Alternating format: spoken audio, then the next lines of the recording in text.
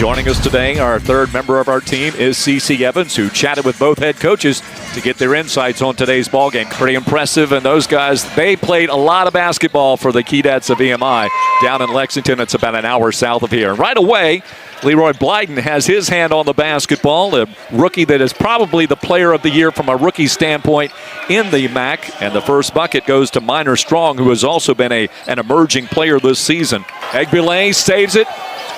It is touched, and McBride hangs on to it. He's going to get downhill. The big fella moving, looking good with that ankle, and he gets the bucket, and then he says, my bad on turning it over nearly to begin with. 2-2 our score. And at 40 into this contest, again, Toledo winning this ball game last year, 72-69. They overcame a 16-point deficit in that contest, and up to fire it in is Sonny Wilson. And Sonny Wilson's one of those guys that he scores on all three levels and does it effectively. So you can't just take away the three or try to keep him away from the rim, because he can be effective at 15 feet. Where he averages over 10 points a ball game playing in the ACC. That ball tapped away, and it is Sonny Wilson coming up with it. Goes all the way, the two-handed control layup. And Wilson with his second bucket of the afternoon. So it's a 6-2 Toledo lead, 2.5 minutes in. With his first touch of the basketball this afternoon. Fowler, quick that pass. Also in the lineup for the Dukes is freshman Christian Brown. Down low, and it's powered in. Justin McBride, boy, the Dukes have missed him the last couple of games. That almost looked too easy. It looks like he could have his way inside. Parks gets the ball, favorable roll off his right shoulder. That led him right to the rim, and he gets his first two. He shoots at 60%. When you're that close, you should be shooting at 60%. And that's where a lot of the success came. Ball is tapped in, nearly a turnover for the Dukes. They get it inside. Bumping with Craig is McBride. Fade away, and McBride hits his third bucket of the day.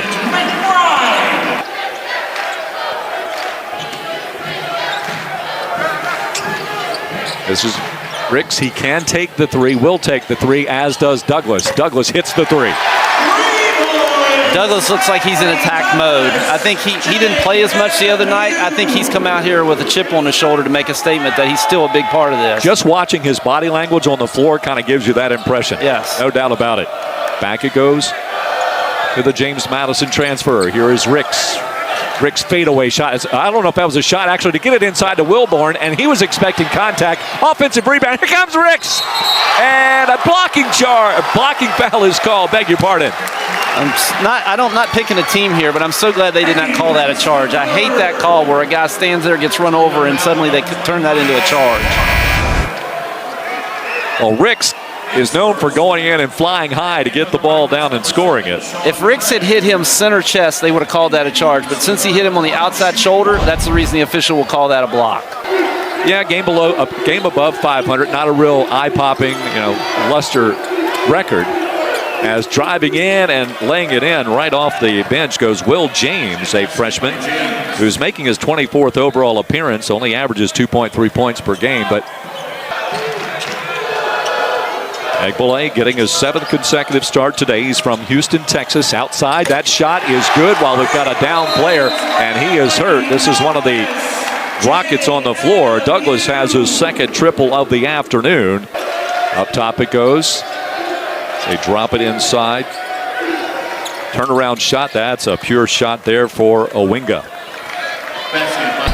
Okay. He was right. So maybe he was thinking with his head. Yeah.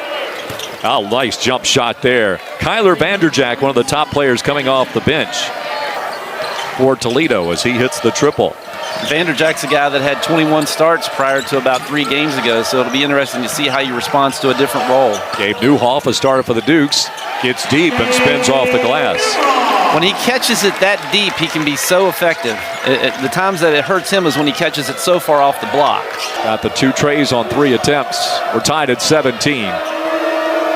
Thanks for joining us, fans of the MAC, the Sun Belt, the Dukes, and the Rockets. Firing that up and hitting the launch pad is Blyden. There's your potential freshman of the year in the MAC.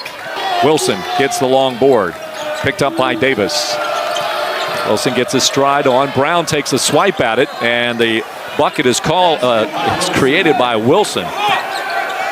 And taken down by Craig, who averages 7.8 rebounds per ball game. He's in his 24th game of the year. Nice little baseline shot. Transition offense. They scored within 5 seconds. That's really good stuff in my opinion. Grand Rapids, Michigan. They get a lot of their players from Michigan, dig up a little bit. They go from, of course, Toledo and the northern reaches of Ohio right there on the border. Here's Davis. Bang. That's about 3 or 4 good looks he's gotten. If you're Toledo, he's not going to keep missing those shots. All right, Brown back in the lineup for the Dukes. Not considered a big scorer, but much more on the glass and defending. One of the top blockers among freshmen in the country. Nice screen leaves Davis open, and the follow-up by Preston Fowler will tumble on in. He's got his first field goal today. Fowler and Rick's in there at the same time. That's a problem on the offensive glass for somebody, I can tell you, because both those guys are athletic and they go to the offensive glass. Glides cut off there by Davis. A screen, now they'll get it down low. We've got the one-on-one, and the nice give and go, and finishing up by Strong, who's back on the floor after he left and was looked at by a trainer after he took one to the jaw on a follow-through on a pass. Craig, 226.7 on the floor, a transfer from Indianapolis University, a Division II program, and there it's tossed in by Austin Parks, his second of the day.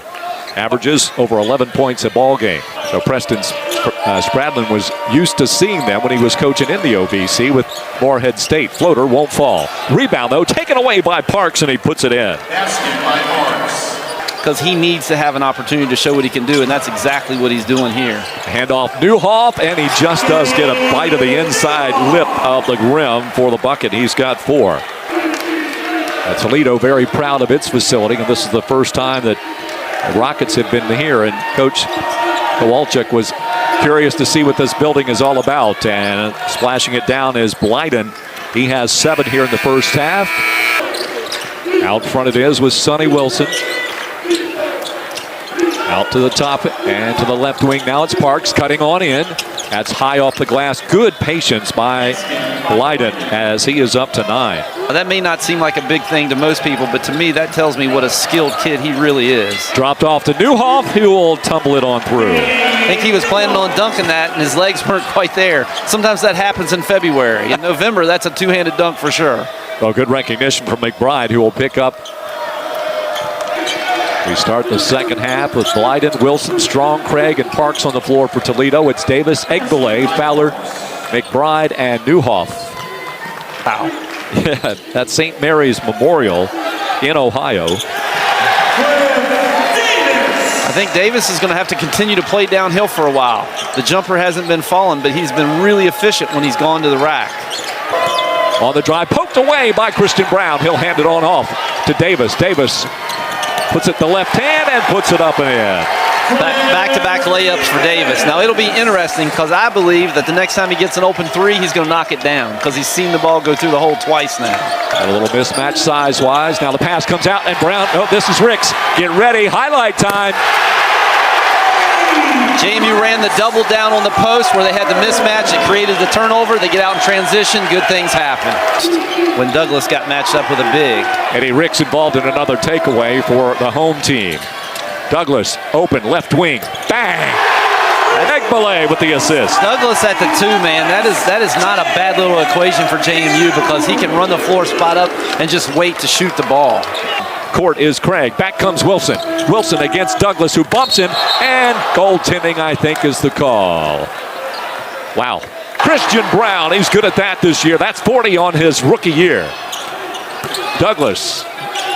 Oh, leave that for Brown. There, you slice it down. Nice pass by Douglas. I didn't think he saw him, but he sure enough did. Some of these guys, when you look at them for both these teams, making these kind of contributions at this point of the season can go very far on how far you go when it comes to tournament times. That's dumped in. A wing of misses too strong. Rebound, and the three-point play is coming up as Sean Craig knocks it down. Who sits in first place this week? That's right. Today. They have played a number of Sun Belt Conference schools, realm of Justin Ingram, and so they are very pleased with what he has done in that part of the country. Three-point shot from outside, and it's been a while for Paul Jones. That's a huge shot. You know, okay. We watch film, and I'm going to tell you, you can't tell as much from film that you really need to know to make a proper evaluation. And a whistle, a foul, and another and one coming up for Toledo, as that is Blyden. Foul is on McBride. He had just come back into the lineup. I mean, he will. From the keyhole. Yes. The rim was kind on that. Boy, it was. Davis gets inside. Does shift around Parks. Eddie Ricks to Davis. Davis with a team high 15. Newhoff goes bumping. Parks over Parks. Backed him down. Nice little shift to the center and then swing back to the jump hook. That looked like it was all backboard. Ripped away Ricks, but right into the hands of Winga, but it comes out. Douglas, one-on-one. Count the bucket. What a finish for Bradley Douglas. Wilson in the paint. Another trip for a three-point try. And a turnover. Here comes Wilson and an easy lay-in. It's just easy two. Got to make him work harder than that. 15 points. Yep. Now Toledo's gone zone here, and they were zone last possession. That might have been what confused Douglas and led to that turnover. Egbele long-range three, and he nails it. That was deep. That was about 23 feet for Egbele. That was almost in your lap, Kirby. Yeah. Trying to answer, and it is. Call was made, and Blyden. Douglas. Open for the three. Taylor with the assist. Man, that's a great play by Justin Taylor. Toledo is just 1 out of 4 on trays this half. The Dukes are 4 of 8. And Toledo just hit their first one the last possession. Trying for another, and they get another. Trying to get some penetration in the paint, curls it around, double pumps and gets the bucket, and the foul is called on Blyden. I just think it's taken him a while to find his place here at JMU. Oh, shaking free and getting free is Parks. Nice play, good action on the far side. I'm a little surprised he's not in the game, and maybe Ricks too, to be honest with you. Well, under 4, maybe that's the case. There's the circus shot for Blyden. Tremendous English. Try to pass it. So 10 to shoot, and here's on the inbounds, Davis. In and out, and in again. Talking about it all day, that sooner or later he was going to find his rhythm if he kept getting open looks. 5 for 12 overall, 6 of 6 at the free throw line. Blyden pays it back. This is where it gets dangerous when they get that other guard out there. Trying to go to Parks because they got Davis down there on him. Blyden crossing over, skies it high, and swishes it through. Oh, my goodness. And Blyden, the freshman, with the ball in his hands, not in junior Sonny Wilson. What a presence of mind. You can't coach this, can you? No, you cannot. You can put guys in the right places to give them a chance to showcase what their talents are, which is what Coach Kowalczyk does, but you cannot coach what he just did. Shot clock differential about 3 seconds. It is McBride. They're going to go with him early. He draws a lot of contact. Can't get it to fall in. He'll get a free throw. Swish. McBride's second shot is also good. That changes the pressure. They're not going to run anything much because they don't have much time. Yep. See if they got to switch. Now he's just going to play. Blyden on Brown, same type shot. This time it's short, rebound, Wilborn.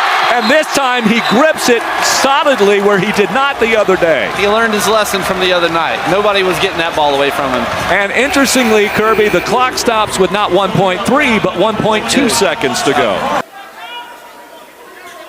Boom. Looking for the screen, Ricks. Here comes the full court pass. And he lost the handle. Sonny Wilson may have had a chance at an open shot, but the ball squirts loose, and that's the way the game ends.